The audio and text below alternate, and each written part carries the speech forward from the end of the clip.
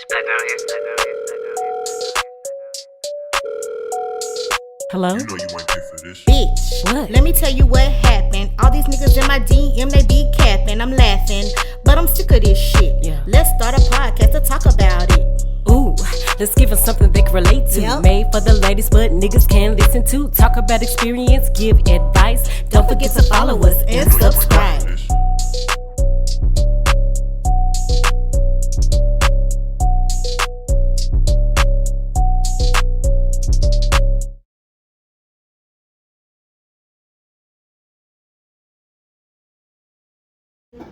Sip, sip, sip, sippity, sip, sip. Y'all, we still ratchet and ghetto. I set up. But Hey, we got one little addition. it's okay. We working on it. Y'all get to see the progression as the seasons go on. Right. So, what's up? It's your girl D. And it's your girl Cle. And this is Bitch. Let me tell you what happened. Ow, Happy New Year. Yes. Cheers. Ow. That's so cheap. That was cheesy as fuck. But you guys, we made it to 2021 alive because there's a lot of people who didn't make it. Right. Are you sure it's 2021 and not an extension of 2020? Like, It's 2021, bitch. I'm not speaking it into existence, okay? No, it is 2021, and we are glad that we finally out of 2020 because that was a hell of a year. It was. And it started off so great, you know what I'm saying? I entered a new chapter of my life in 2020 and it seemingly started off great, and then we had the pandemic. But I can honestly say that even though a lot of shit has happened to people, I've been really blessed like this past year. You know, I had to move back home with my parents like in 2019, but I got my own place.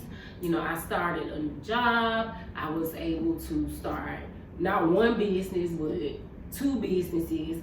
And then I also, you know, have been able to provide even with me, you know, having COVID and being sick and just, you know, all that stuff. So it's been, this year is still promising, you know what I'm saying? We're only like 2 weeks in, you know, it's been some fuck shit that happened, but Some fuck shit overall, definitely happened this year. it's cool. But I can say the same for me. I've been extremely blessed. I started a business as well. You know, we started the podcast in 2020. So, you know, I'm definitely excited about that. The fact that we're still doing this, It's a good thing. it's a good thing, you guys. Like, we must really enjoy this, and we must really, you know, take this serious. So I'm proud of us for that. And on top of that, you know, I turned 35 the day after Christmas. So that's a new chapter in my life, just period. Because now I'm in my motherfucking mid-30s. On top of that, I don't know if y'all remember the story about Felicia. Felicia is my car. Felicia Ford is my 05 Ford Focus. And she had been giving me a lot of issues, y'all. She was really hanging on by the hairs of her chin. Not even that bitch, her eyelash. She was hanging on, baby. Let me tell you something. I was so blessed to get me a new car. So Congrats, friend, because I know I've never gotten a brand new car. My car had 14 miles on it when I bought it. You know what I'm saying? So some people might not seem like a big thing because it ain't no foreign or nothing like that. But let me tell you, I'll just tell my brief little car story. And this is because I'm proud of myself for this. And I had been scared to get a car note. I hadn't had a car note for years. And so basically one morning I was on my way to work. I was already rushing trying to get to my client because I woke up late. Typically call Deanna in the morning on the phone on my way to work. And it's raining and it's cold. And y'all, Felicia didn't have no heat and her defrost didn't work. So it's raining and it's cold as fuck. I already can't see. I literally got probably a mile or two away from the house before she just shut the fuck off. And so in the cold and rain, on the particular road that I was on, was a lot of 18-wheelers and stuff come down that street. So I was scared as fuck. And so I had to get out the car, lift the hood, and wiggle the little thing so it'll crank up. And it wouldn't this time. So I had to do it like a whole bunch of times. And it finally cranked up. I said, you know what? I'm not going to take a chance and try to get all the way to work with this. I just turned right back around, took my car to the fucking house, parked it, called me an Uber. Uber took me to work. I literally called my bank while I was sitting at work, while my client was under the dryer, and applied for a car loan over the phone. And they like instantly approved me. They didn't ask no motherfucking questions or nothing. I didn't get nothing. I was like, okay, is this okay? Like, is this the right bank? Because they didn't ask me no fucking questions. It was like, yeah, how much money do you make? No proof of income, none of this. They was like, yeah, okay, yeah, you got approved. They approved me for a larger amount than what I ended up spending. But I already knew what I wanted. I wanted me a Honda Accord, and I wanted me a 2020. And I was like, okay, I got some extra money that I wasn't expecting to get. So I was like, okay, let me see if I can give me a 2021. But when I got to the lot with my dad, I ended up seeing a car on the showroom floor, and it was really, really nice. And I was like, what's this one? And it was a Honda Civic Sport. And it was like, it's a 2020. And I liked the wheels on the car. That was the only thing. I was like, these wheels nice. And it was just, you know, it comes tinted already and all that stuff. And so the price range was like a little bit lower than what, you know, I was intending to spend. So I was like, it's a win-win situation. My daddy liked the car. I liked the car. So I ended up getting me a 2020 Honda Civic Sport still. And it's like, I love my car. That's good. I love my car. Felicia, what's your new car name? Fancy. Okay. Her name Fancy. So Felicia, we thank you, girl, for your services, but your services are no longer needed. Yeah, so my dad wants me to get her out the driveway. He pissed. He said, you gonna get this junk out my damn driveway. Now it's junk. Now it's junk. Right. Now it's junk. Well, you can probably junk it out, you know, like, if you don't want to give it to anybody or sell it, you could probably sell it to like a junkyard or something. Yeah, that's what I was trying to say, but I lost my train of thought. So that's good. All right. So normally we talk about how our week is. So I mean, we basically kind of did like end of the year recap. Yeah. You know, like this week, I really didn't have. I mean, because it's still like the beginning of the week, so ain't too much happened. Other than we was bored as fuck. Yeah, we've been bored as fuck. Cause our city is like, you know, this COVID stuff, I'm sick of it. I'm fucking sick of COVID. Like, you know, it's okay to, you know, be in a house and, you know, sit still for a minute or whatever. Mm-hmm. But at the same time, it's like, I'm bored. You know what I'm saying? And like sometimes you're alone with your thoughts more than what you normally would be. So I think I've been worrying about a lot of things that I shouldn't worry about, because I have nothing else to do. After I get done with work, and you know, it's only so much working and focusing on yourself and spending time being spiritual and all that stuff like that you can do before you're like, okay, now I have some free time. I'm tired of doing that. I want to go out. I want to go kick it. Right. Like, okay, prime example, my dad, he had an old person fall. Fell and hurt his knee.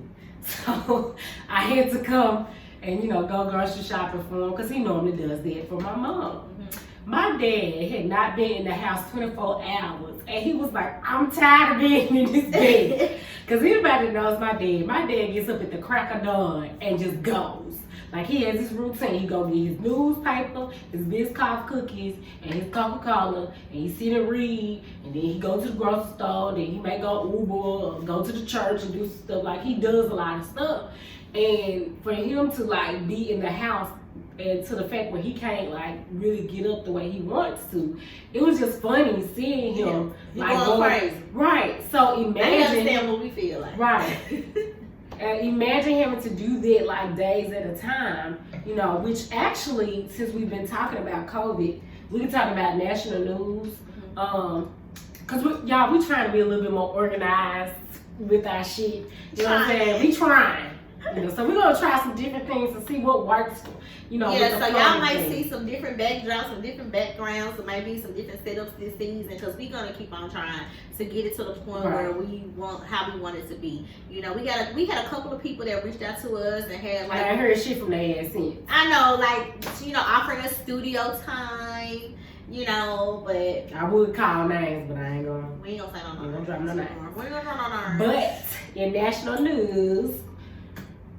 Okay, so we started talking about COVID-19 and it being basically the new normal, like having to wear a face mask, and now they got this vaccine that ain't nobody finna take. I'm not taking that fucking vaccine. only reason why I say this because I just feel like it's too soon. Right. I'm not opposed to being vaccinated. Right.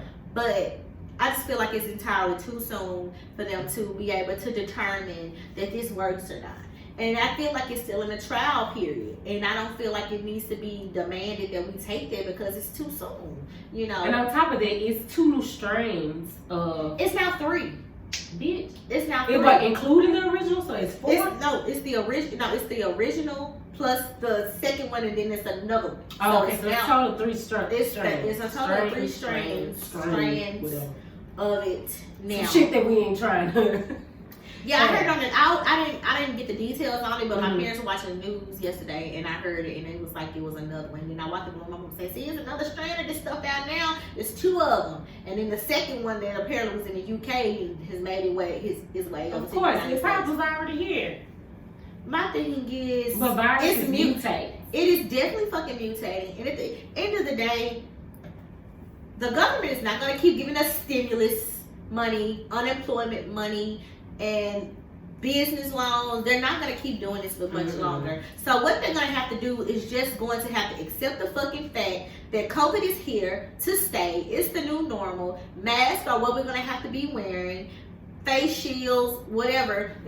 This is what we're going to have to do. And let these businesses and let people go home and their lives. And this is my thing. And you can choose to not go anywhere if you don't want to. You know, my thing is this, like, I've had some situations with my face mask. Now, a lot of people don't know, but because I had COVID back in November, like, I'm completely negative. Because at one point, I was still kind of half and half, like, tested inconclusive, but I'm completely negative. I, unfortunately, developed a slight condition called, girl, we hear that fizzing all in the mic. That's good, y'all know it's some good shit. Right. But I developed a condition called pleurisy, which is the inflammation of the lungs. Like, even now, like, me talking, I have to be kind of mindful because sometimes I get a little, worked up and my chest start hurting, or it's difficult. That's crazy. It's difficult for me to breathe a little bit. So I wear a face shield because when I wear the mask, sometimes it just get really difficult. So I've had like 3 different instances where people have really been tripping on me about the face mask. Now, typically, a person will probably explain, their situation, like, well, I got this going on, it's difficult for me to breathe. But it's like, who the fuck made you the mask police? You know what I'm saying? Like, just random people are serious about that mask shit, though. I mean, I get it. It's very serious. But at the same time, it's not your fucking job to tell me, we don't know each other. I see you have your face shield on or your mask ain't on. You need to put your mask on, right? Like, bitch, who the fuck are you? You know what I'm saying? No, I would definitely wouldn't do that. You fucking around and these motherfucking hands while you worried about some motherfucking mask. That's gonna be the last bit of your problem. But at that point, no, I definitely wouldn't walk up to somebody that I don't know and say something to them about their mask. But Stand 6 feet away, bitch. Yes, at that point, I would just make sure I have my mask on and I'm staying away from your ass because you don't have on a fucking mask. Right, and it's not the fact that you want to encourage people to wear the mask. It's you feel like it's your job to tell somebody about their mask. Now, keep in mind, I wear my mask or at least my face shield wherever I go. Now, do I have it on all the time? Like, when I have gone to the club, I'm not going to act like I have it on the entire time because the rule in the club is, if you're not eating or drinking, you need to have your mask on. So if I'm typically drinking and I'm always eating, so I may not have my mask on. But it's just like, it's the energy, like, hold on, bitch. I know that this is very important. I know people have died from it. I have had COVID. But I'm not finna walk up to no motherfucking stranger and be like, you need to put your mask on. Put your motherfucking mask on, bitch. And cussing and crying and shit, getting triggered and acting a fool and end up on social media because I can't control my goddamn emotions about the mask. But then you up in the store doing this, touching on every fucking thing. And scratching your ass and picking your nose and not washing your hands. Like, and then the thing is, was when you leave the store, you get in the car, you take your mask off. We don't know what you're doing in the car. We typically rub our noses, touching the steering wheel. You ain't sanitizing your steering wheel. You're not wiping your groceries down like that. No. So, yeah, that's definitely true. Right. So, the next topic is also intertwined with the COVID, is the stimulus checks. I didn't get no fucking stimulus. I gotta file my fucking taxes, y'all. You know, you like self-employed. Wait, hold on. You may not want to share that information. Well, I'm just saying, you know, I have to file my taxes. I haven't filed them yet. I mean, I didn't do anything wrong by not filing them. I still have time to file. Yeah, that's true. You know, so I typically knew when all this shit was going on, I didn't file my taxes because at the time when I was gonna do it, when all the stuff was going on with COVID, you know, because you know it started typically during tax time. They extended the time to file your taxes for 2019. Mm. I didn't file them. I just figured that I would just do both of them this year. Simultaneously. Yeah, at the same time, because a lot of paperwork and stuff I couldn't find, and I just said, you know what? I need my stimulus check. Hey, but you know what? The only reason why I went fucked up about the $600 stimulus was because the guy has really been blessing me so much that I was like, you know what? I ain't gonna be like worried and get myself worked up about some money that ain't really mine. No, it is yours, bitch. Because if you have ever had a job and paid taxes, that's your money. Money, I've had a lot of those. You done paid more than you received. And you know, I just use mine to like make sure I maintain my bills and some few things that I want to do with the kids and stuff. You know, their birthday coming up, both of them like 3 weeks apart. So, you know, for some people that's a lifeline though. Yeah, some people it is. But I'm grateful that that's not the case for me. But on to the next topic, y'all. Right. Since we talking about national news and stuff, y'all. These white folks crazy. And I'm sorry if we have any of our pink sisters and brothers that listen to us. You know what I'm saying? Our Caucasian cousins. You know what I'm saying? But I'm just gonna say it. Y'all. Get y'all people. Get y'all motherfucking people. These thugs out here. No, they're actually terrorists now. Now, I'm sure that everybody who went to the protest did not intend, hopefully they did not intend on breaking into the motherfucking Capitol. But who gassed them the fuck up? I want to know. Donald Trump ass. He was like, let's go down to we're going to march down to the Capitol. I'm going to be with you. Donald Trump got in his limo and went back to the house while they went over there. Yeah, he didn't go with them. But was he there with them originally? No, they had like a march. And from what I understand, that, you know, they had some speakers here, Rudy Giuliani and some other people spoke. And he was like, let's go down to the Capitol and demand, you know, that they stop the steal or whatever. Now keep in mind, this nigga done lost about 4 times already. you lost the actual election. You lost the electoral college, you lost all the appeals in the courts and all that shit, and now the Congress has to certify the votes or whatever. So in the middle of them doing that, and clearly you had to be up under a rock if you didn't see any of this happen. In the middle of all that, these people run and try to overtake the Capitol. And I'm like, these got to be the most drugged out, fucked up, mentally, you know, concerning type of people. Because at the end of the day, you can tell, like, even the people who are pro Donald Trump prior to all of this stuff or whatever, they tired of him. His own people. It's no way possible that all of these cities could have turned blue and the Democrats basically have taken over almost every, you know what I'm saying? The Democrats have taken over. They've taken over because people tired of fucking Donald Trump. Right. And then you also got to remember that a lot of black people that didn't vote in 2016 voted. You know, it was just to get his ass up out of there. It was over 90 million people in the last election that was eligible to vote that either didn't vote or isn't registered to vote. So you have like people like Stacey Abrams, shout out to her, because she really was influential in the election turnout. She helped register 1 million people in Georgia, first time voters.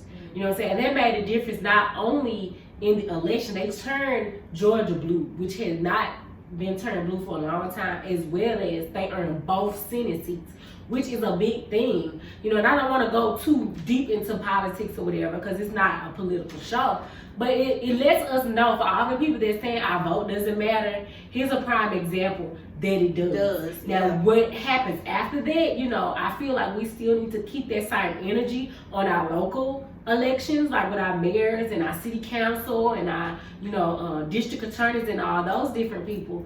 We need to keep that same energy if we want to see effective change. But these white folks, like this person right here, I don't know if they can see it on the screen or not, but this man is in Nancy Pelosi's office with his foot up on his desk. And this is where the problem is.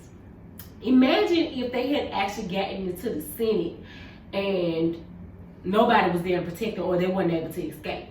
You know they would have got a hold of some of them people and fucked them up. And that's why it's such a big issue. It's a major national security. And shout out to that black man that basically, once again, black people saving the U.S., diverted the attention of this mass mob away from the Senate floor. You know, at first we always making fun of him because he wasn't like shooting them or doing anything, but really what he was trying to do was lure them away from the senators, you know, and the congressmen to keep them all safe. And it's just like, it's crazy how black people, we didn't have to save the nation. We're voting. We had to save. We're too motherfucking nice. Right, we Captain Save a Hoe for the nation. For these white folks. They don't give a fuck about us. They don't give a shit about us. Sure don't. They don't, and we always coming to say they motherfucking ass. But thankfully both of these gentlemen, look at this nigga. Hold on, let's go back. This nigga right here with the goddamn speaker podium. He in jail. Both of them in jail. And the dude with the horns looking like a motherfucking Viking, like, where the fuck is you going? Like, what? They don't give a They thought they was gonna take this shit over. And you know, I will like to say everybody still be on guard and be mindful because I really feel like it's not the end of it. Nah, even though they've taken Donald Trump off everything. They took his ass off Pinterest, off Spotify, motherfucking Google, like any apps that he's associated with, they took that shit off of Google and Apple. Like they ain't fucking playing with him. Donald Trump gonna be in jail. Donald Trump gonna be. They ain't going to jail. He gonna be like that. What's that man that he was his friend that was messing with them little girls that they claim he Jeffrey Epstein? Yeah. Either that or he's gonna get him like sneak off and run off some goddamn where. He gonna fall off the face of the motherfucker. Gonna be in Russia where his best friend is. Girl, that's gonna be some mess right there. Mm-hmm. But it's enough about this shit, cause you know I get worked up. Baby, I am interested in politics and stuff, but I hate talking politics. Yeah, cause it can be very divisive. Yeah. You know. I hate talking politics, but okay. Well, moving along. So we're gonna talk about some social media trends that bust it, hey, bust it. Is you fucking all the time? 2 shots. Hey. Yes, so if you guys follow us on Instagram, it's okay, hold on, let me pull it up. What our Instagram? What is our Instagram? Bitch, how you not know our Instagram? Well, I know it's what happened, but BLM we did this before. T B it's gonna be at the bottom. We gonna put that at the bottom. Okay, it's BLMTYWH. And we definitely both did our own busted challenges yesterday and uploaded them to our podcast page and our personal pages. So you guys have to go check out our busted challenges. You know what I'm saying? Give us some likes, some hearts and shit. I like doing the challenges and shit, but that shit take a lot of work. Not only do you have to do the before, you got to do the after. You got to pick the right outfit. You got to do the edit. You got to get the lighting. And I got time. I see why social media influencers and TikTokers and people who get paid to create content for social media do charge, and why some of them don't fucking work. You know what I'm saying? Because that shit is time consuming as fuck. Cause my shit was really thrown together. Right. Mine was thrown together as fuck because it took me so long to get the ugly part right that when I did the cute part, I literally it really was one take. Fuck it. Yup. Fuck it. And I was like, you know what, this is, y'all gonna get this little lazy little twerk right here. And it's crazy because I did mine. Like I had vanilla wafer cookies. Like I really like those cookies. And I was like, okay, I'm gonna just add a little extra shit. Bitch, you know how many cookies I ate to get that second part right. And my knees were hurting. I was supposed to go somewhere afterwards. My ass got in the fucking bed and ate them goddamn cookies. Because and we went live on Instagram. Right. It just was, I was just tired. And I was like, motherfucking tired. I need to work out because I didn't get, since I've been, sick or whatever, my body ain't the same. Then plus I'm 35, so you got that extra shit going on. Bitch, your knees gonna definitely feel different. My knees already done feel different. So another social media trend, this new app. Hey, I know how you feel about that. This new fucking app that everybody's been ranting and raving about. It's another social media platform, which I don't have the energy for the shit. Clubhouse. Now, I'm on Clubhouse. Deanna got us on Clubhouse for the benefit of, bitch, let me tell you what happened. But when I'm on there, it's some things I like about it, and there's some things that I don't like about it. What I don't like is like, the rooms that you enter into, you're just listening. And a lot of times it's like the people over talking one another. Mm-hmm. So it's like, okay, I don't want to listen to all this hoopla. You know what I'm saying? And then, I like it because it's also like, the people, like I like the J Nice girl, I think that's her name, Janice or J Nice or whatever. I like following her on Instagram because she a boss bitch, like period. Like the bitch is a boss bitch. So I would love to come into a room and hear her talking about that, but I never do. I never hear, business talk. I don't know, maybe because they maybe talk about that when I'm not on there. I probably hop on later. Yeah, because I see her on there all the time, enough. It's a commitment. You know what I'm saying? It's an addiction, shit. It's an addiction, but it's also a commitment because people who, so this is what I kind of found out. So this is why she knows that I hate Clubhouse. I had a little boo thing. Me and my little boo thing don't talk no more. And really the ultimate argument, it was other little things that was irritating me. But as far as he knows, I guess if you watch the shit, I don't know.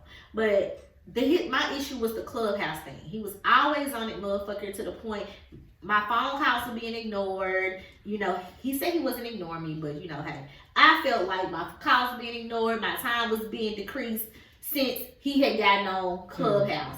And he would be on there for hours at a time. And so come to find out as I've, been on there after that, because he blocked me on there and shit, so I don't know what he's doing on there no more, and it was a little chick and him and a little girl, they be on there at the same time all the time and shit too, you know what I'm saying? So I don't know if this is little Clubhouse boo or what. I don't know what the fuck it is, that ain't my issue no more.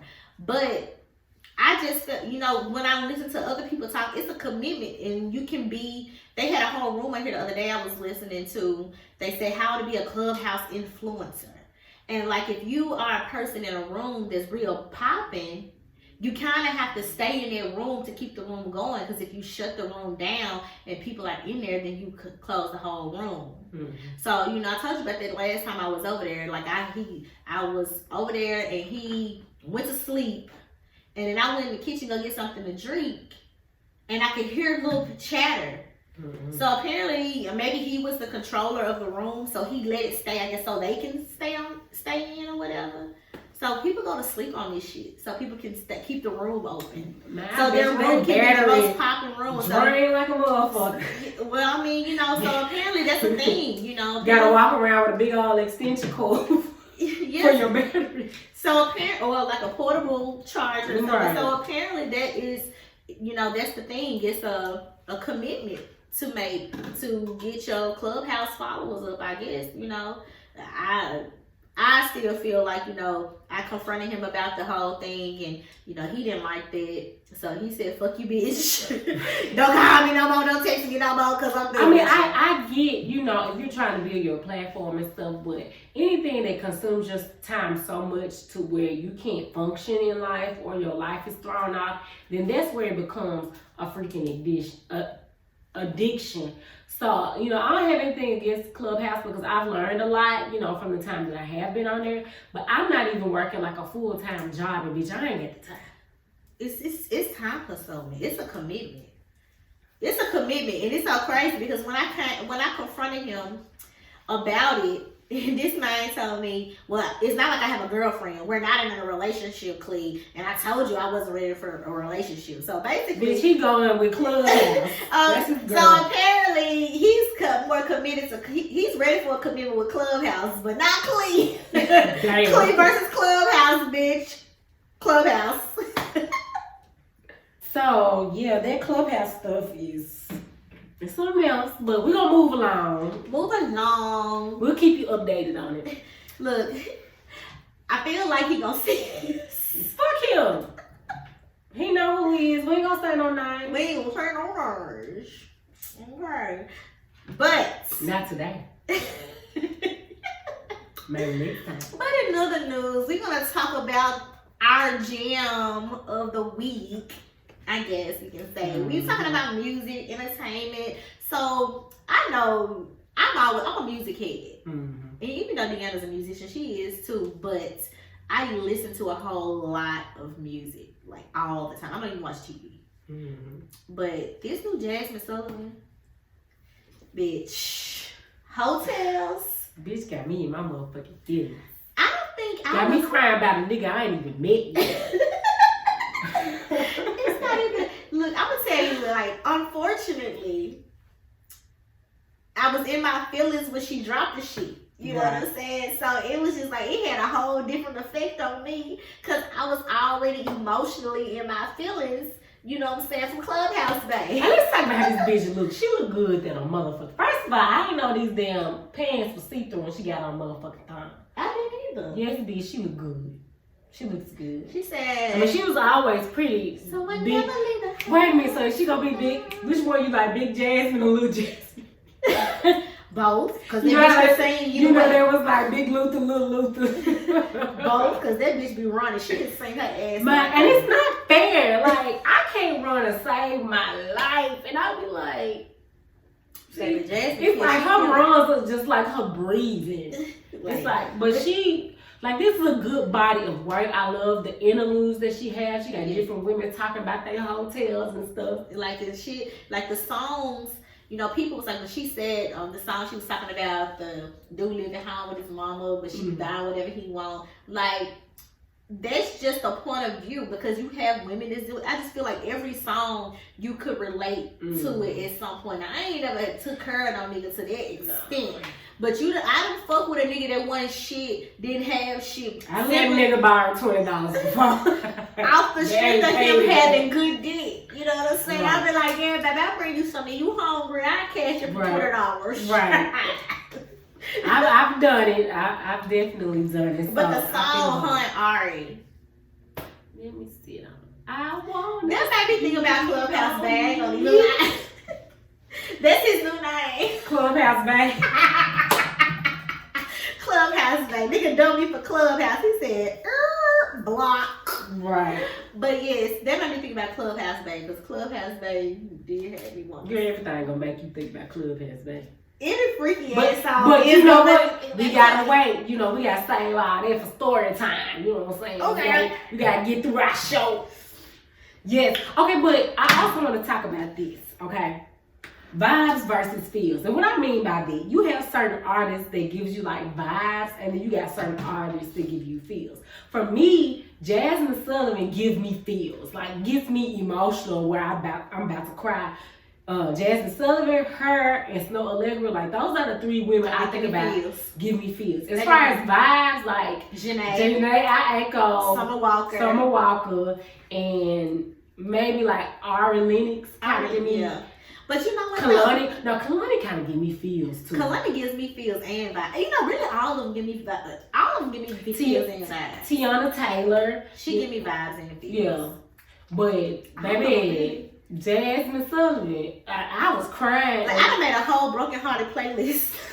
Like, let me make this playlist. I cry to it. Look, I don't even know why I'm crying, but I'm just gonna make it crying. Look, I just started crying about niggas from high school. I was like, why you do me like that? Why you take that girl to McDonald's instead of me? Why he didn't buy me no shirt?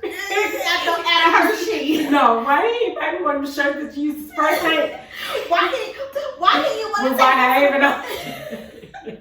with that picture on it? Yeah. Why he didn't want to get a spray painted picture of us together? Shit. Girl, baby. But that song with her, that was like a great. Her been working her ass off. She got a song with every fucking band. She got a song with Tony Braxton. Well, she not singing on that, but she just playing the guitar. But she on that hoe. Yeah. You know, she got, like, she is the it girl in terms of R&B, but she's worked hard for it. Like, that girl She's been in the industry since she was a little girl. She's fucking talented and gifted. Like, all I her ain't gonna lie, cause that Damage song, baby, that was spoke to me. You can do damage. I ain't got nothing left in my drink. Oh my God. And then, ew. Okay. Let's move on. Before I get in some feels. So, celebrity gossip. Okay. So, it's a girl I follow on Instagram, and she posted this meme. Well, not a meme, but she just, you know how on Instagram you can write on your story or whatever. And she was like, I don't give a fuck what nobody say. I'm never gonna say that Emily B and Fab are relationship goals. Like, under no circumstances whatsoever. Yeah. She was like, because it took the man to ever to commit. Now, and he knocked at her teeth. And to beat up her daddy. And he hit her several times. So that right there, the commitment part, you know what I'm saying? I don't agree, but I wouldn't be like, well, I don't want to have it. But that putting your hands on me, I can't stay for that. I'm sorry, you know what I'm saying? And I understand that people agitate folks, and we talked about, women not being so violent towards men or whatever, but I'm sorry, you knocked my teeth out. I had to get a new set of teeth. I mean, but she stayed for a reason, and what I the clout. I don't even think it's the clout. I think she genuinely loves him because she was there before the clout. But my thing, she was over there in the background for a long time. But this is my thing. Nobody knows Emily B outside of Fabulous. Like, she doesn't have a separate identity in the industry. Because she was a stylist first, and then nobody knew this shit. No, but she might not have wanted the clout. Because you see, she got up off that motherfucking Love and Hip Hop, and so, he didn't want her on this shit. You can tell he didn't want her on this shit. Now, what I will say about their whole situation is, I'm not here for the struggle of at all. I'm not here for the several mistakes and stuff like that. But I do feel like a lot of people do grow together. You know what I'm saying? They're not like it's the public embarrassment for me, bitch. The public embarrassment. It's not the struggle. It's not the situation. But see, that's the only thing that separates them from what could possibly have been our grandparents or our parents, or necessarily our parents, but that generation who stuck it out through bullshit. You know what I'm saying? The only other difference is the public embarrassment and the fact that everybody gets to know your fucking business. Because even on a smaller scale, people that know you and are around you, but they can tell from your social media what be going on. Because we got a couple of friends that we know that we be like, they must not be together this week. Yeah. I mean, that is true, but nobody gives a fuck. You know what I'm saying? We don't criticize them so much and publicly comment on their relationship because we don't give a fuck. We don't give a fuck about Jun and Boo Boo, you know what I'm saying, that's from South Memphis, and the fact that they got a struggle of, nobody gives a fuck. You know what I'm saying? Right. So on top of, I do feel like because they're on that level of fame and they're under a lot of scrutiny because of who they are and the fact that everybody knows who they are. So, I'm not here for the struggle of, I'm not here for the physical abuse and, find your dad. And then even with the daddy situation, we don't really know what happened. They kept that so, because if you think about it. I don't know, it was some teeth that went missing. Some teeth went missing, but if you think about it, and I'm going to say this right here, if you think about it, Fabulous was really kind of like that nigga, everybody knew Fabulous. He had a good image until that incident. And the only reason when we started seeing Fabulous in a negative light was when Emily B decided to do Love and Hip Hop. That's why you didn't see him on it because he didn't want her on that shit. He probably allowed her to because he didn't want his business to be out there that he was a shitty ass nigga at the time. Now he might be a good guy now, because people do grow and they change. But the fact that he got online and said, you guys, just trying to give out advice like, nigga, y'all need to be together a little bit longer. You need to be faithful a little bit longer before you start shit. Because he can't have no cheating scandal coming out no time soon. Right. When you start, and I dislike when people give out advice and they still going through their struggles. And that's not to say people can't encourage other people, but it's like, nigga, you did this bitch dirty for years. Just like T.I. asked. I don't want to hear shit T.I. got to say about nobody's relationship. Nobody's. And that's one for sure. Now, granted, Tiny might be a little bit in a better position to say something because she was the one that dealt with it. But T.I., no, nigga, we don't want to hear shit from you. You know what I'm saying? But I feel like that he loves her. He probably has always loved her. Of course. And I do feel like sometimes, but some people's love is very toxic. Like, a lot of people don't know how to love properly. And it's because they might have never been loved properly. You know, we deal with a lot of dating traumas and stuff like that. We do, but we do know what's right and wrong. You know what I'm saying? You know when you doing somebody wrong. But we can talk about somebody else who ain't dealing with no motherfucking struggle love, and that's motherfucking Lori Harvey bitch. That bitch keeps it motherfucking on moving. Do you hear me? On to the next one. They said, do you want Lori's finesse or Ciara's prayer? I said, I want the finesse until I can get my answer to the prayer. I need both for 100. No, for 500. While I'm praying, I need to be finessing. Yes, I need both. I mean, Lori Harvey. Wait, what? Recipe too? Alex, I said I need both for 500. Alex. Oh, okay. Jeopardy, he died. Yeah, I thought you was talking about my friend. I was like, what the fuck? No, bitch.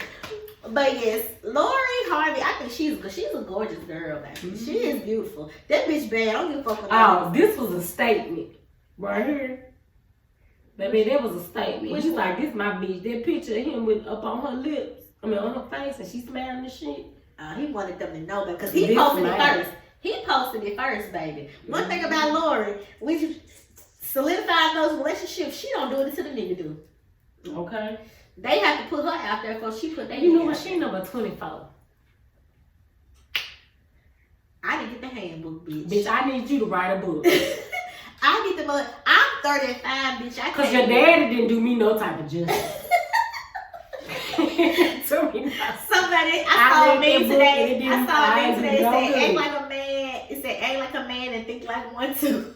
Right, because baby. No, think like a man and act like one too. That's what they said. Baby, because I don't know what I done did, but I ain't do it right. But Michael B. Jordan is a significant amount of years older than her. Mm-hmm. You know what I'm saying? But it's okay for men to date younger, I feel like. That's such a fucking double standard.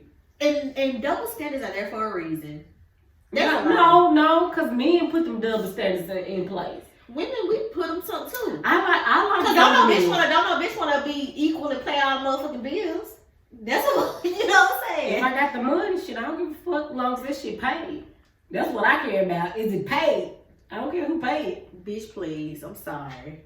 Like, I mean, I'm not gonna be living with my man paying all the bills. No. I ain't say pay all the bills. That's what I'm referring to. If I have the finance, if I have the financial means to do that, I don't give a fuck. That don't mean I'm taking care of my man. I'm just saying, like, if we both financially stable, what does it matter if he paid the utility bill and I pay the?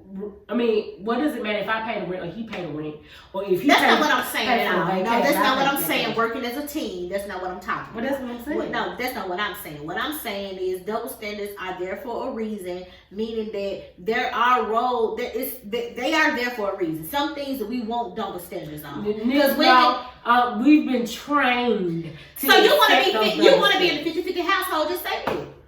I'm okay with it. I'm not. If I got the financial means to do that, now if I'm not working full time and he has the financial means, then of course he's gonna. You go right ahead, because I ain't in no 50-50. I'm not getting no roommate situation. I don't want to be no roommate with my. But we already talked about if I'm gonna be paying 50-50, you gonna be 50-50 around the house too. That's what I'm saying. But that's not, but you're going all off the subject. The point that I was trying to make is that double standards are there for a particular reason. Some things we don't mind the double standards on. Meaning, I'm not going to be the one, just like we expect for men, and don't act like you don't, because you've been married. We expect for men to be the providers. And the women that's why I'm no longer married. Okay, exactly. But if you want a 50-50 household and you have the means, because you taking care of this right here on your own. Exactly. So just let him go on and sit in here and you can stay married. The thing is, no, I clearly said, if I'm taking care, if I'm 50-50 financially, then it needs to be 50-50 in the household. I should not have to help pay But bills. but let me take care of I understand it. But the point I was making was that the double standards are some things that we want the double standards on. My point that I was making was that as a woman in a relationship with a man, I do not want to be the sole provider of that household. Because that is what I feel like my husband, not my man, but my husband, because I'll never live with a nigga that's not my husband ever again in life. My husband that is his job to be the provider, and I am the caregiver. Now, I am not saying I'm not going to work, and I'm not saying that I'm not going to contribute to the household financially, but you just want to pay your cell phone bill and the internet. I'll pay your cell phone bill too.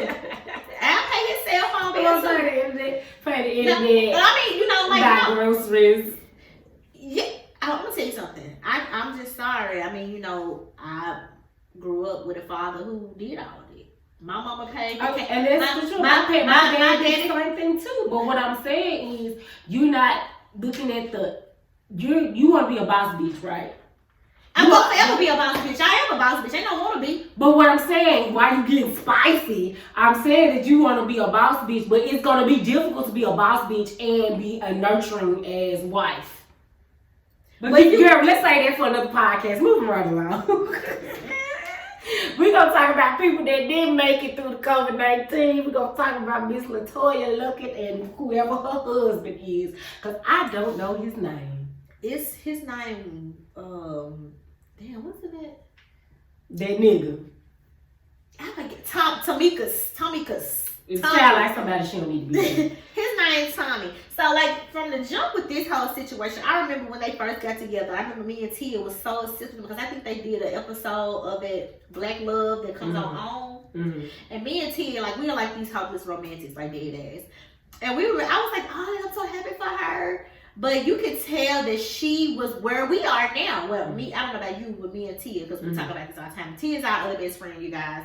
One of the six, I guess. And so we always talked about how we think that she made him rush because she was fearful of being alone. In her 30s, she was still single. You know what I'm saying? And it gets scary when you get to fucking 30. But she's fucking LaToya Luckett. Like, it doesn't matter. She could damn near have anybody.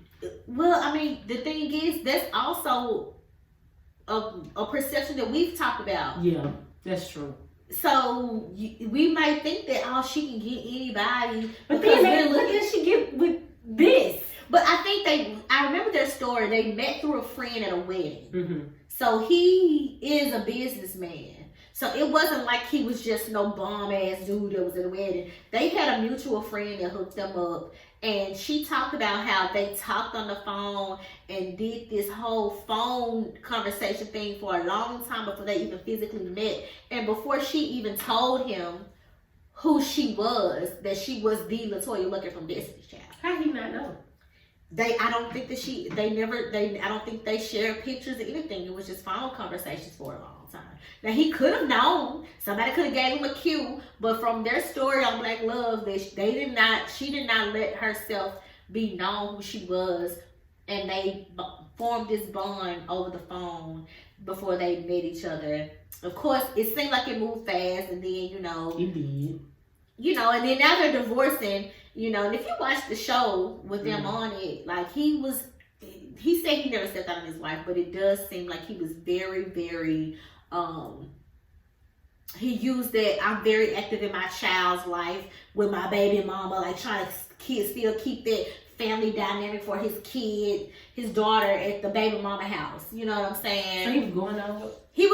I don't know if he was going over there, but he was flying back to Dallas a whole lot to see his child and leaving LaToya at home a lot while she was pregnant with their child. Mm-hmm. So he was still going to visit and see his baby. So there wasn't no custody agreement where she come and stay for a while? She came and stayed for a while, but he would go fly and see her quite often and leave her. They talked about that on the show. It just seemed like it was a little bit fishy, and he could have been fucking with her for the clout. I'm just glad now, because you can tell you can look on their pictures together since she's had that new baby, her unbotheredness. You know what I'm saying? Right. I just hope he don't make off with any of her money.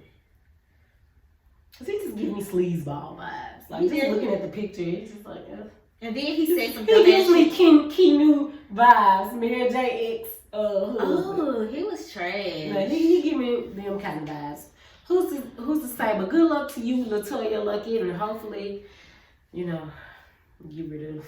And y'all, I'm kind of surprised about this next couple divorcing.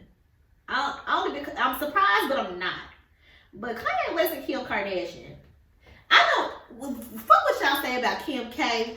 I'm a Kim K fan. I stand for the bitch. I'm sorry. I kind of have a love-hate relationship. I love Kim Kardashian. Well, actually, I love Kim. It's a sister zone, like. Yeah, I stand for the bitch. I'm just saying, she's a fashion bitch. She made that fucking sex. She made that shit work for her. Mm-hmm. And they can say whatever the fuck they want to say about that, but I don't. Even though Ray J is a man, you know, he has his own status, his own platform. But baby, he ain't got Kim K money. Mm-mm. He was already the famous person. She got on solely because she was a beautiful bitch. If Ray J was she wasn't no broke ass bitch neither. Now she came from a little bit. Yeah, she came from money, but she came from typical money. My parents are attorneys. You know what I'm saying? Mm-hmm. You know, they hang with professional athletes. It wasn't like, you know, she was just this bitch. The reason why she made it big and she was able to do what she did off of that sex tape was fucking because she was pretty. Mm-hmm. And she took a page out of Paris Hilton book. Okay. Because that's how Paris got. Because Ray J could have fucked fucking anybody in that fucking video. And it probably wouldn't people wouldn't have gave a shit if it hadn't been Kim Kardashian. Because she was a bad bitch. And they want to know who the fuck is this girl.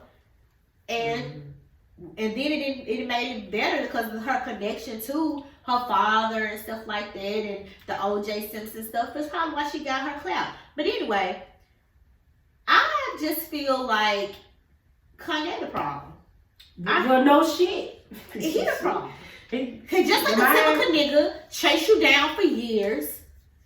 And then fucking sit up once he gets you. Well, I will say, I think a lot of it has more to do with his mental health. I don't think Kanye is mental. I think he's faking. No, he got a problem. He probably has a problem to the extent he does. And the only reason why I say that because I have worked with children, you know, in like behavioral settings. Some have bipolar, and like it is a difference.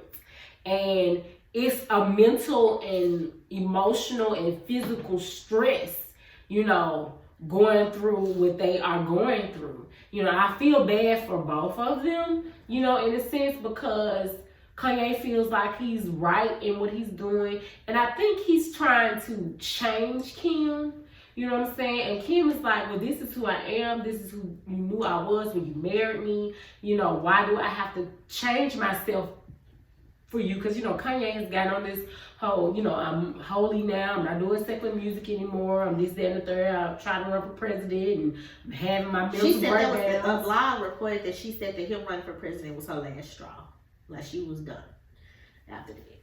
But so how do you, with that being said, you know, we're talking about relationships not making it through the COVID storm because, you know, truth be told, I've been seeing a lot of breakups, you know, since last March, us being quarantined, because, you know, people are forced to be with their significant other for a long period of time. And so how do you feel that quarantine is affecting, you know, dating and relationships? Well, for me, because I'm a year into dating. But y'all were kind of started before. No, I'm saying I'm a year into dating. Oh, dating, okay. You know, we've been broken up for over a year now. It's like niggas give excuses, like their excuses. I'm scared of COVID. You know what I'm saying? Like, nigga, please. It's why they don't want to take me out, or why they want to pull up to my house or help me pull up. So I think it definitely affects dating. You know what I'm saying? You find yourself in a more situationship because you're just pulling up all the time, and the guy doesn't have to really do much. You know. But you know what though? This is my thing. That is true. And even if you are scared of fucking COVID,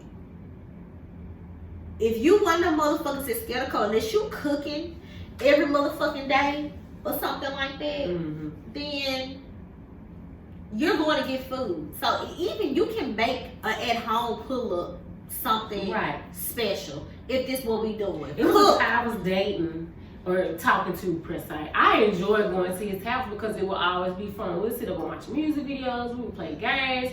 He would always make these like bougie ass little drinks and different foods and stuff. So I had fun going to his house.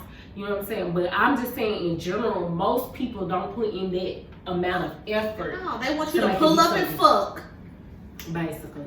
You know, and don't get me wrong, I love the fuck. And then tell you that they ain't ready for no relationship because they be on Clubhouse all the motherfucking time. I mean, I love having sex, but it just be like, okay, now I'm at a point where I didn't went through my whole phase. I didn't, you know, did the one and dones and shit. And now I'm looking for a little bit something a little more consistent. You know what I'm saying? So it is a little more difficult with dating because you can't really go anywhere. You're not really meeting anybody unless you're at Target or Kroger or something like that. So how do you feel about ladies playing the field? You know what I'm saying? Like, I'm all for it, shit. Because until I am in a committed relationship, why do I need to be, you know, holding myself off for somebody? And that's the motherfucking thing we do as women. We find somebody that we like and we create this life for me and this person that we just met. Over romanticizing the fuck out of a situation, out of one conversation or one day. Or maybe if the nigga just, you know, say eat your pussy real, real good and you be like, he gotta love me. Right. This nigga love me. He love me. What are you doing? You love me, nigga. Exactly.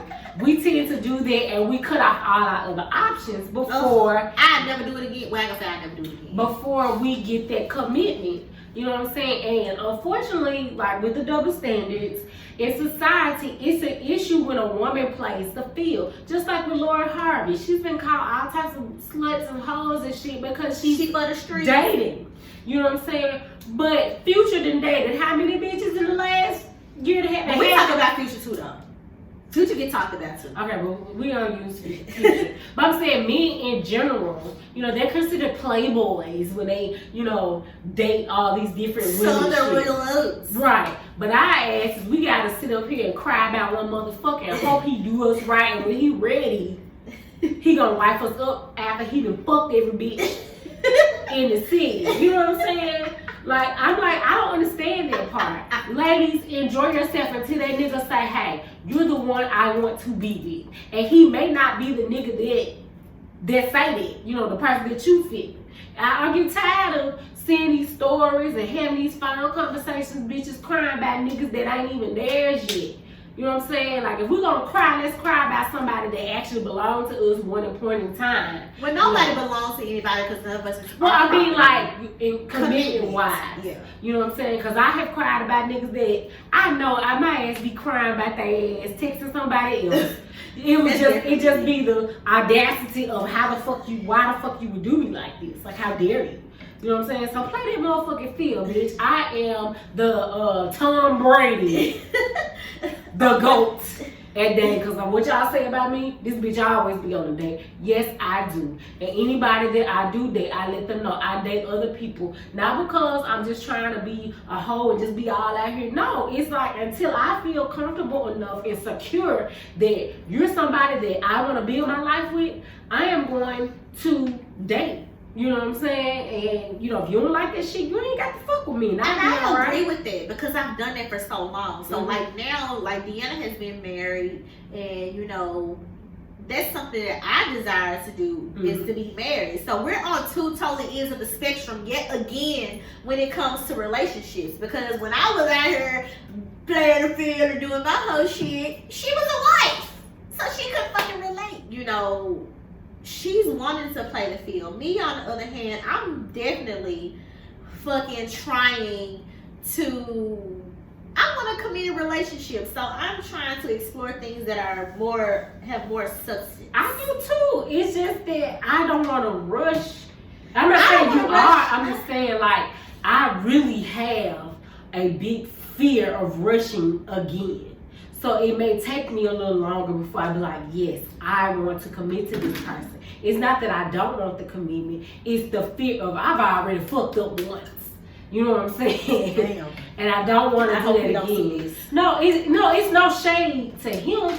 It's just that I know that we rushed into that relationship and didn't take the time to know each other. Hell, I really didn't know myself.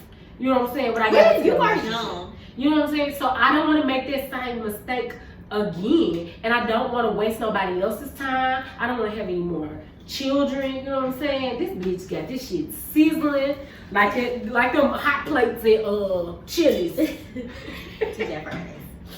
They don't exist anymore though. Well, anyway. But yeah, so on to the next one. We're gonna talk about internet dating. Yes. So, bitch. So I would tell y'all my story with the internet dating, and this is happening. So the situation with Clubhouse Day probably happened about like 2 weeks ago now. It's almost 2 weeks ago. So Clubhouse Day or whatever. After that, me and one of my homegirls, I had posted a meme or something. So me and her started chit chatting on Instagram. And, you know, I'm in my feelings. Apparently she in her feelings about her nigga too. Mm-hmm. And so, you know what I'm saying, we going back and forth, we talking about it. And so our way to get over that was to, you know, activate some dating apps. Now I've had a Tinder account for forever. However, I would have my profile hidden and don't be on there until I get bored and do a nice swipe.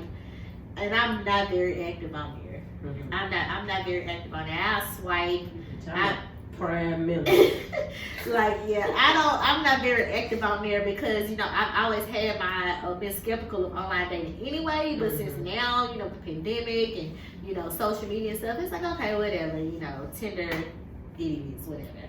So she told me that she was on Hinge and Bumble. Mm-hmm. Now I have had a Bumble profile before, but I literally had it for like a day, deleted it. And this was before I even had a Tinder. So I ended up for the last week, I had Hinge, Tinder, and Bumble dating apps. And you ain't shit. I got Facebook dating too. I don't have Facebook. I got all of them. And so during that time, I see a lot of the same people on the same shit. But I was swiping left so much that I just deleted the shit. You know what I'm saying? I mean, and then it's like it was either they were extremely unattractive people, or the people who look halfway decent, their mouth was closed, and then when you see their teeth is fucked up. You know what I'm saying? It was like it's just. And then, you know, I guess people could look at me and say, you know, hey, what's wrong with you? Because I have gotten that a lot. What's wrong with you? You're so beautiful. Why are you on here? I get that all the fucking time. Because niggas ain't shit to beautiful people, too.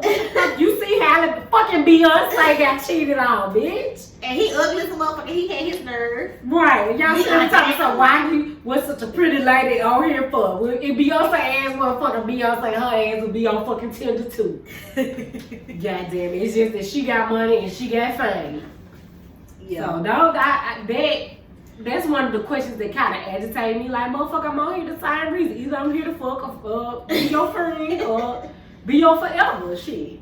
Yo, fuck you, be your friend or your forever. So since then, I probably was on both of those apps for probably about all the way. I probably made it last. Okay, so you talking about how these niggas was ugly. So how important is instant physical attraction or chemistry to you? I think I gotta be. I ain't gonna say instant. I don't know, because I have met, like, okay, I could say abusive bae. It was no instant attraction at all. It ain't never been. I mean, we know that it was complacency. But when we first started, it wasn't that. I was crazy about when we first started as kids, and that was because we had built a friendship. Mm-hmm. You know what I'm saying? But that wasn't instant though. I know, so that's what I'm saying. I don't think I've ever been instantly physically attracted to anybody except for what's his face name? Mm-hmm. Look at her. What are you doing? Except for Bitch, that's why we so fucking hot. I told your motherfucking ass some of my eyes was burning. That's how I knew. I said it's like the grease or something. We fried some cat for you, dog. And I knew that grease was still on. Why am I still smelling grease? Yeah, I knew it was burning like a motherfucker. But anyway, the only instant attraction. What's the one time? What's his face? That's with your when I be calling my husband. It was instant attraction when I first met him, and he wasn't instantly attracted to me though. But that's probably the only time. I've never really had an instant attraction to anybody, but chemistry for sure. Like what's the dude name? Chemistry. I can name 2 guys that I feel like that I had this off the chart ass chemistry with, and that's what's his name? What did we call him? Did we call him like Medusa Bay? The one with the dreads? We call him Predator Bay. Predator Bay. I said Medusa, bitch. Predator Bay. Me and Predator Bay, we didn't have an instant attraction, but we had an instant chemistry. Like, I don't know what it was. Sex was off the fucking charts with him. Until my feelings got detached, the sex wasn't. It was kind of like whatever. And since then, Clubhouse Bay. You know. That's probably why I was in so much of my feelings about Clubhouse Bay, because I haven't had that chemistry in probably since I think me and Predator Bay met when I was like 28, 27. Yeah. Predator Bay. For me, instant physical attraction. I have to be attracted to you. You love quarantine, baby. That bitch fell in love with that nigga. I'm convinced. You had to have fallen in love with that nigga. I don't want to say I was in love with him. I definitely was strongly in like, and I cared a lot about him. That's what we gonna call it, strongly in like. Like, I really like, it was an instant attraction from when we met online. So once we actually physically got around each other, it was instant attraction and chemistry. Well, first of all, you know, I'm a Taurus and I'm most compatible with a Cancer. So he was the first Cancer I ever dated that I knew about that was a Cancer. So it was just like, it was instant for me. Like, but it was real calm. You know what I'm saying? It was like, it was real calm and chill and laid back. Like, let me know. Keep moving before I get in my fucking feels and be listening to jazz or something. Don't forget to come at me. So we've already talked about the next one. What's the most irritating question? Why you on here? Why you single? We talked about that already. Are you really 35? No, bitch, I'm lying. Are those your real eyes? No. I got on contacts. Bitches still wear contacts. Bitches do still be wearing contacts. Yeah, but it's a certain type of bitch that still wear contacts though. Bitch, I got green motherfucking eyes. Like, you can look at me like she usually have like lime green hair. You know, not like your lime green. I'm talking about like a full blown lime green wig. But even still, it's not even nails back this fucking long. No, but it's no. I know some people who don't have none of that. They still wear motherfucking color contacts, but that's another topic. But so why? So going into what? Another topic, niggas want to be bitches.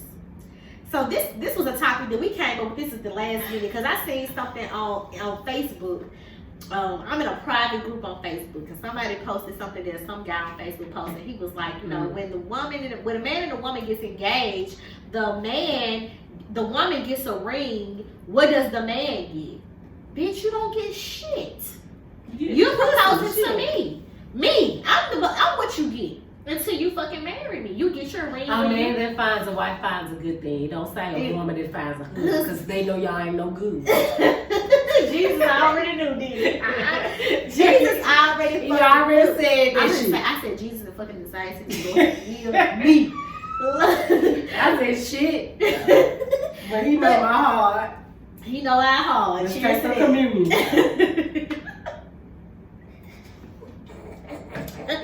But like, nigga, And my comment on that status was, niggas want to be bitches so bad. Like, why do men feel like they have to? These new men now feel like they have everything has to be equal. If everything is fucking equal, then we don't need you. But we definitely don't need you. We don't need you. Now when we got vibrators. But it's so crazy now because it's like these men nowadays, they either want to be needed. You know what I'm saying? No. They want to be needed and not needed at the same fucking time. It don't make sense. Make it make sense. They want you to not need their money, but need their money.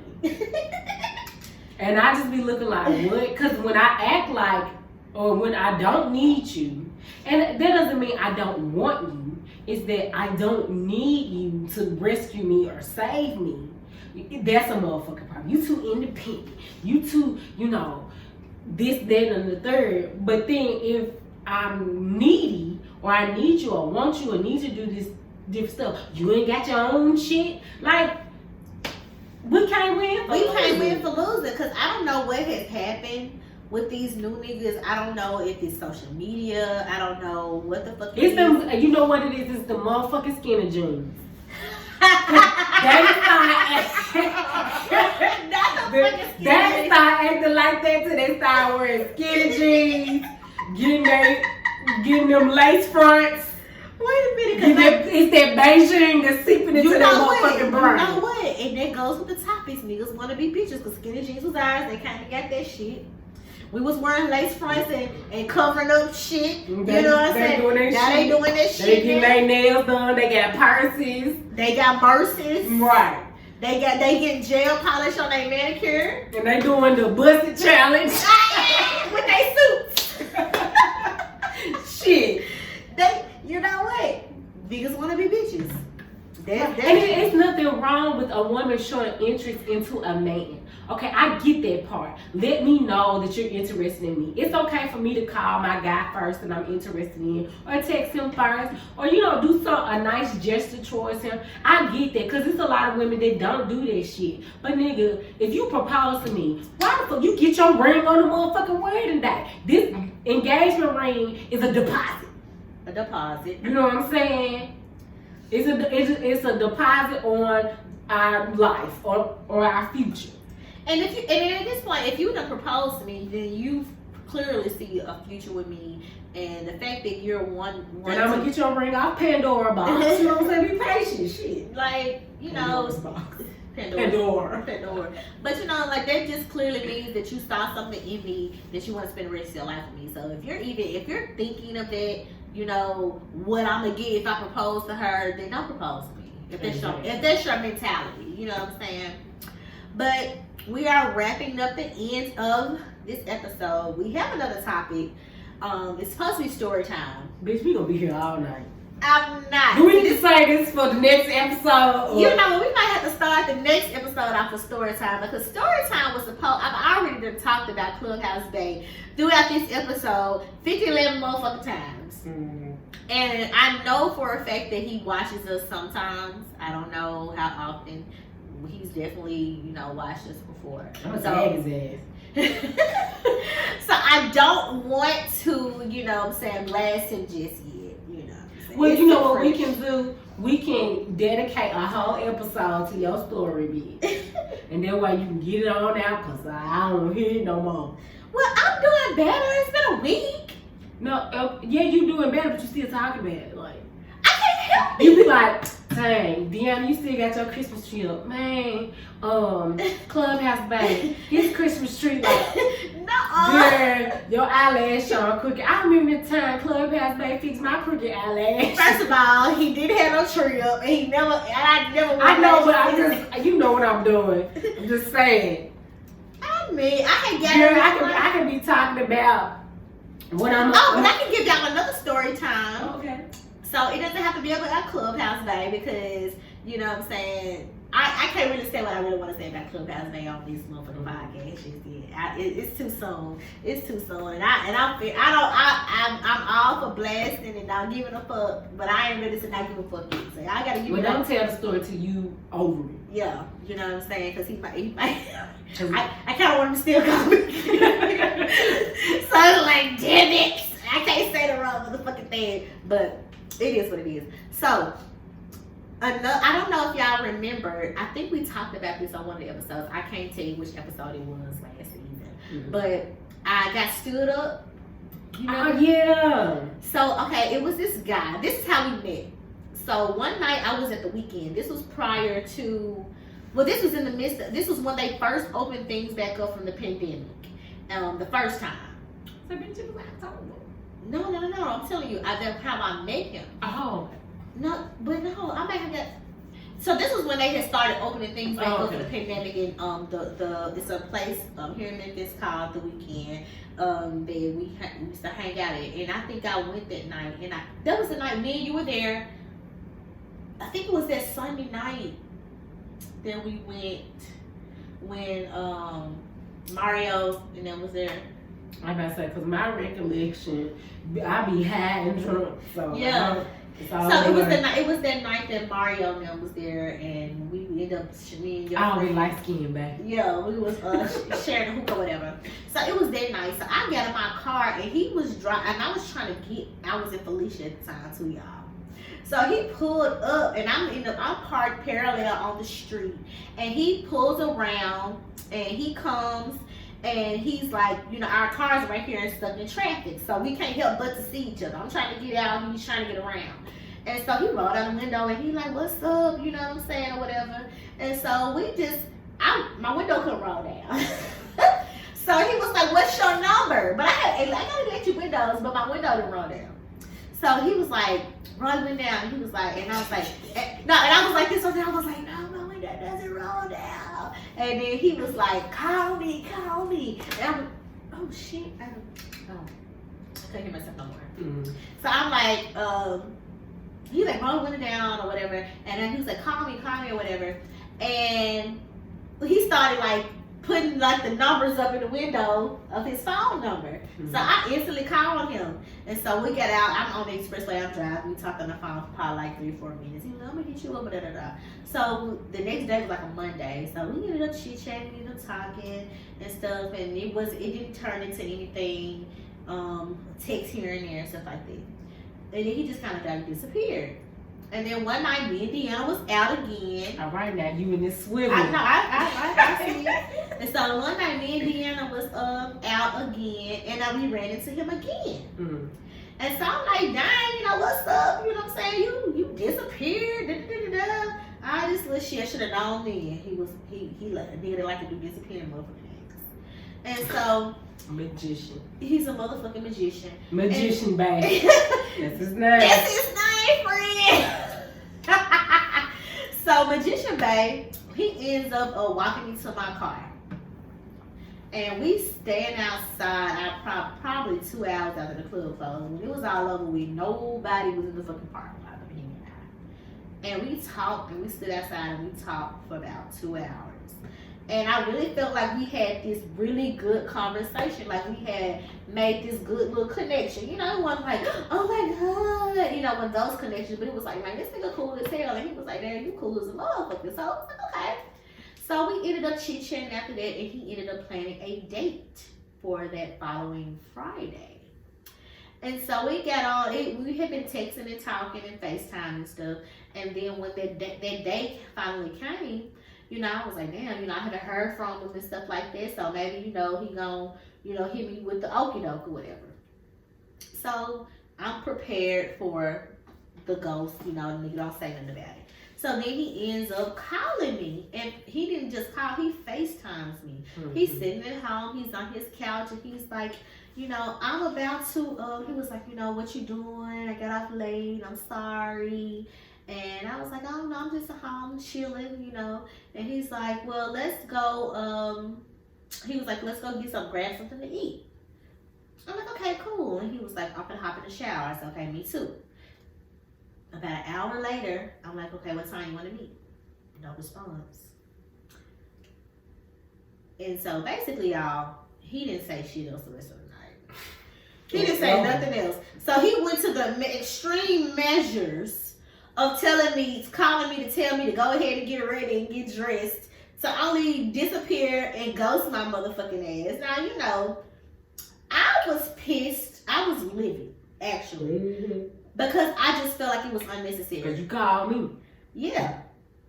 I was just pissed because it wasn't so much about, him. It was just like, what the fuck is wrong with these stupid ass niggas, man? I'm sick of they dumb ass. You know what I'm saying? And so, I didn't never hear from him ever again. Well, not to say ever again, but I didn't hear from him anymore. So that was like October, right? Mm-hmm. And so, time goes on. Of course, I got on that shit hella quick. It wasn't no big deal. And my birthday was December the 26th, December the 27th or the 28th. I get a text message that says, happy birthday. And I'm tripping because he don't have no social media. Mm-hmm. We have not talked. How the fuck do you know it's my birthday? Mm-hmm. Well, come to find out, he has a social media. He has been lurking slightly. How? I don't know. But he had been lurking a little bit. And so now, we've been back chit-chatting or whatever. I'm very skeptical of his motherfucking ass. As you should be. You know what I'm saying? I mean, we definitely had a good little vibe between us. And, he's been trying to be pretty consistent. His excuse was it was work related. He stressed the fact that it wasn't about another woman. And, I believe him 25%. Mm-hmm. Only because... knowing what he does for a living, my brother-in-law is kind of in the same industry, and it is very time-consuming. He's an entrepreneur, and you're trying to get a business off the ground. You can get consumed, but I do feel like what you could have done was the next day when you realize you fell asleep or whatever the case may be, you could have reached out and said, I apologize. It took you months to come back and apologize. Mm-hmm. Now he's coming on like, I told, we was having a conversation and I told him about Clubhouse today and he was like, well, fuck that nigga. He was just holding my spot until I came back. The lies. Hey, that sounds kind of sexy. Oh, there you go. I'm drunk. There she go, y'all. Yeah. Bitch, this half of the problem why can't nobody hear us because we so far away from these motherfuckers. We supposed to be this close though? Yes, bitch. Because we turn red when we get this close. We're not green. When we this close, we're not green. Because we fire hot. That's why we red. Ooh. Yeah, she's drunk, you guys. But yeah, so long story short, Magician Bay has popped back up. Houdini. And so, we gonna see how that goes. We'll see how that story goes. Yeah, hopefully you have a little more details next time. We will, you know what I'm saying? He wants me to come over this week. I said nah, because that's how you end up in the situation with the goddamn Clubhouse Bay. Right, pulling up. Nope. My best friend said I can't motherfucking pull up. I'm sorry. Yeah, tell him I said. Nope, can't pull up. You gotta take me out. Take me to motherfucking dinner. He said, wherever you wanna go. Wherever you wanna go, whatever you wanna do, I'm gonna make it up. Or whatever I gotta do to make it up, I'm gonna make it up. He was like, he said, I'm honest, I was being selfish. It was working. You know what you can do? You can cash out me. I think that might help. Okay. Cause he showed on the phone telling me how this summer he gonna give him a Porsche. I mean, you got some money. Okay. You got some money. You want to get a Porsche? He said, you want what's it called? A panorama, whatever the fuck it's called. He wants him a Porsche. I said, okay. You know what? It's time for us to get. Can I have $5 back? It's time for us to stop. Because we just talking crazy. We talking crazy. But, you guys, this is our season premiere of season 2 of Bitch. Let me tell you what happened. All these niggas in my D capping. I'm laughing. But I'm sick of this shit. Hey, let's start a podcast. Talk about it. Hey, let's give us something they can relate to. Babe, for the ladies, but niggas can listen to. Talk about experience, give advice. Hey, don't forget to follow us and subscribe. What's my favorite word? Bitch. Peace out. Peace.